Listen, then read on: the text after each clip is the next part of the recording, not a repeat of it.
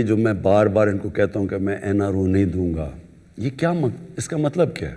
میری تو زندگی بڑی آسان ہو جائے میں ان کو این آر او دے دوں۔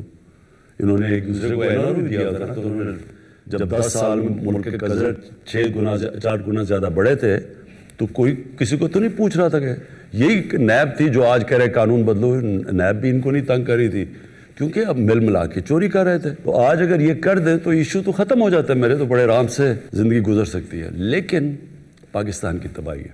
جنرل مشرف نے ان دونوں لوگوں کو این آر او دیا، میں نے دونوں دفعہ اپوز کیا اس کو۔ اس نے جب ان کو این آر او دیا اپنے آپ کو بچانے کے لیے، اس کو بھی یہ ڈر لگ گیا کہ میری کرسی نہ چلی جائے۔ ملک کا یہ چل رہا ہے اس وقت، یہ بہت ڈیفائننگ مومنٹ ہے آج پاکستان کا۔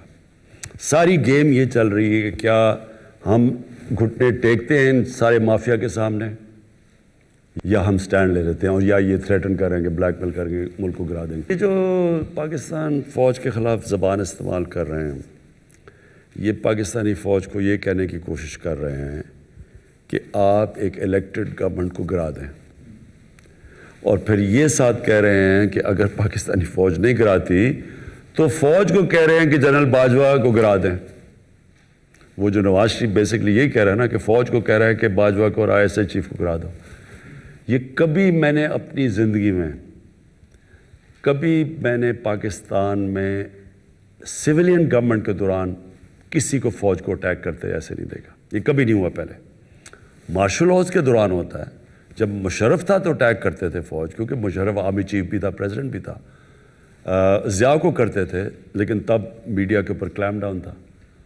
لیکن کبھی ایک سویلین ایک الیکٹڈ گورنمنٹ کے دور میں اٹیک کرنا اٹس انہرڈ آف۔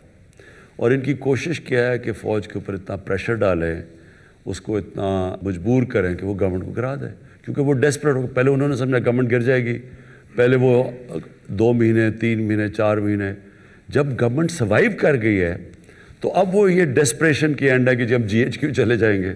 یہ اپنے اطمینان رکھ لو کہ ان کی ساروں کی ٹریٹمنٹ ہونے والی ہے۔